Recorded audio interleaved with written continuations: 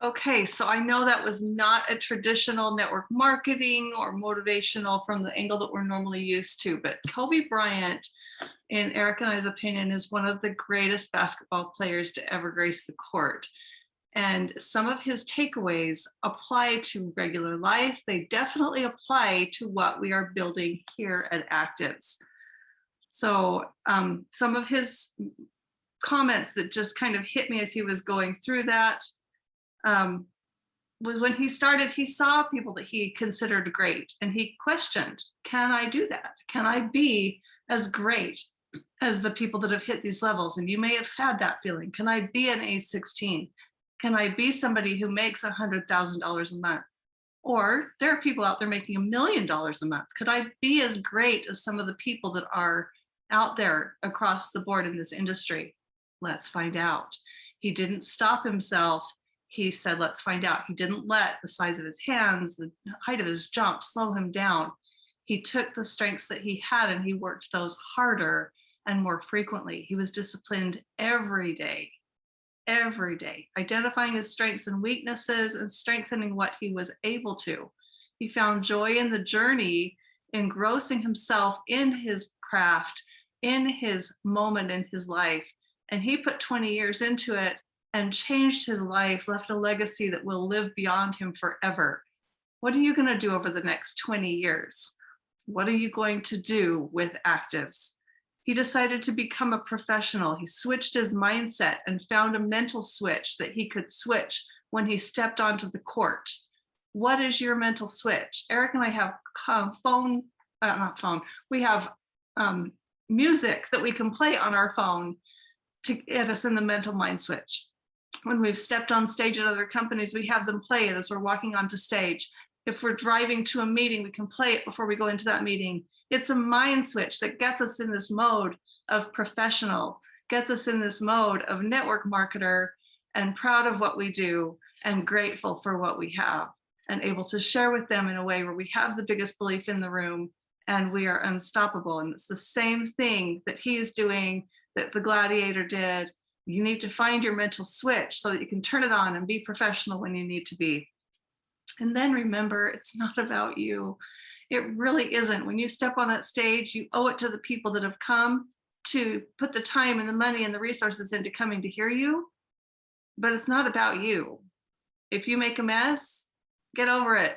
Everybody makes mistakes. Everybody has little moments where they're not their best, but you owe it to them to try to be at your best, to give it your all, and to be the best that you can be for their sake.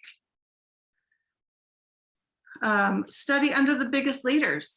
He got on into his goat hill that he talks about, and he called all of the greats that he was looking to. Who are the greats that you look to? You don't have to be able to call Tony Robbins up or Eric Worre up or any of these people. You don't have to know them. They don't need to be on your phone list. You have them on your phone. You have them on your computer. You have them on your tablet. You can listen to them all day long and you can learn their takeaways, learn their greatness, learn their secrets. Or you can come. We had probably 7 or 8 people in our home last night sitting and talking and learning about how they can build their business and how they can take off and how they can grow, and taking notes and learning from us and trying to just get those takeaways so that they can build a bigger business faster. Take the moments that you can to be around the people that are great. When we were down in Costa Rica, I took some time and went and sat with Martin Lida. And he didn't know me and I didn't know him, and we couldn't speak any of the same language, but I found somebody, dragged him along as a translator, and it was a fascinating conversation. And now we like each other. We have this mutual respect. He knows where I stand. I know where he stands. And there's a mutual understanding. Take the time to get to know the people that are walking where you want to walk and learn from the people who have covered the ground that you want to cover. He talked about people that didn't quite make it to the top, that had a good career, but didn't quite make it to the top. And it's because they were fragmented. They were taking a little trip with a friend. They were doing this or that with their family. You can still do things with family and friends, but make sure that it's wrapped around your master goal. Make sure it's in place with your master goal. When we took family trips during the biggest building times of our businesses over the years, it was always on a company trip. We were going to do a presentation for a group somewhere, so we'd take our family along and call it a trip. Or the company would send us on a vacation and we'd pay a little extra and bring our kids along. We weren't taking outside family trips that would take away from building our business.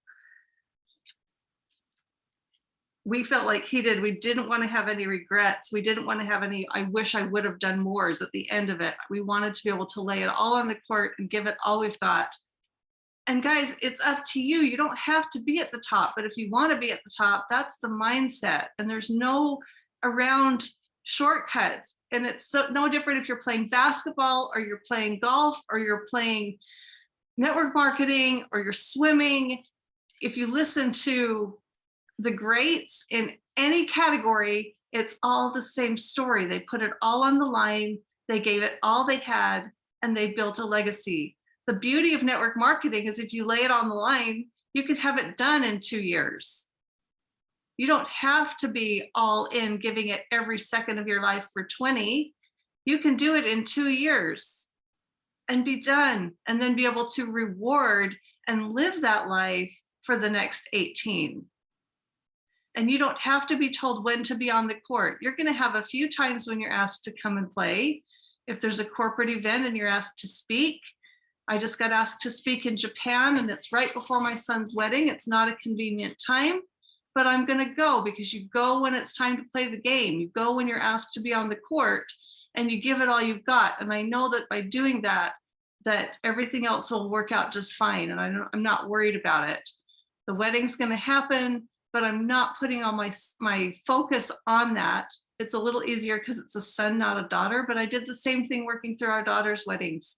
You give it the attention that you need to while keeping your focus on the master plan and keeping your focus on where you're going with your business.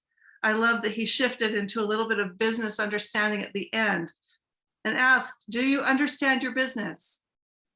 If you don't, put away Netflix, put away magazines, put away distractions, put away social media, and be focusing on learning about the products, learning about the compensation plan, becoming an expert in actives. Every time we start a new business, we clean house of anything that can be a distraction, and we put out pamphlets on the products. We put out anything that we can that's business related, and that's the information that we're reading when we're having our quiet time in the closet. Or we're having downtime. We're pulling information on the products and the company and the comp plan. Become an expert. Can you help others in this business? Holy cow, yes. Yes, yes, yes, yes. You can help in ways that you can't even guess that you can help. You're going to be able to help their health and their wealth, yes. But you're going to give people confidence. You're going to give people hope. You're going to give people direction. You're going to give people community. You're going to give people a chance to repair relationships. You're going to give people a chance to create new relationships and step into roles they've never been in and experience parts of life they've never had a chance to experience before. What is the culture? Our culture here is incredible. Is it sustainable? It is, as long as we continue to bring good people with good hearts to actives. It's been interesting over the last couple of years, some of the people that have looked at this, that have wanted to be a part of this, that just don't have the right heart. David has actually turned some of them away. Others have joined and turned themselves away. And it's interesting, because the more we create this culture of caring, of no ego, of servant leadership, of helping others, that culture becomes deeply embedded with actives, and we will be able to have it sustainable for the long term. Do you have leaders that you can believe in? I hope so. I hope so. If you don't resonate with Eric and I, then find a Christina Godoy or a Claudina. Claudina has more energy and joy and love. She can share it with everybody. So she's an amazing leader to follow. Follow the Martine Litas, follow the David Browns, the Ryan Thompsons, the Angie Hawthorns. Find somebody that you can learn from in this company that you relate with and follow them. Or be the leader, be the one. If you can't find a leader upline that you feel like has what it takes for you to be on your best, then you be the best, so that the people that are following you can look to you. We're that early, and you on this call are some of the top leaders in this company. And so you get to be the ones that people look to. And it takes all of our different personalities to be able to provide that safe landing for everybody who comes to actives, to be able to feel like they have a connection here and that they too can do this.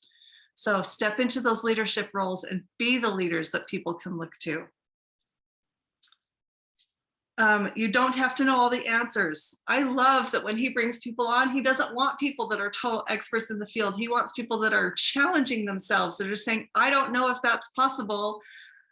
I don't know. It wakes up that curiosity aspect of the brain. It gets the creative juices going. And that's when power happens. And that's what he's actually looking for, that obstacles don't define us. I love his crowning moment when he had to decide, am I done? Will this injury define me? No, I will walk away on my terms when it's my time. And that's the mentality that you want to have here, that no obstacle will turn you away from your goal. No obstacle will be too big. We have to deal with things that happen in our life, but it's no different than driving down the street and coming to a speed bump. You've taught your kids when you teach them to drive, you don't stop when there's a speed bump. You don't panic when there's a speed bump. You don't stop the car and get out and walk around and look at the speed bump. You slow down and you gently ease over the speed bump and you keep your eye on the goal. You keep your eye on where you're going. You don't let the speed bump define your journey. And that is the way that the obstacles in our life should be. They don't define us. They shouldn't take us off our course. We deal with them, we slow down just a little bit and we address them, and then we ease on in the direction of our goal. So I hope that you got some good takeaways from that. That's it for me this morning. Have a great day, everyone.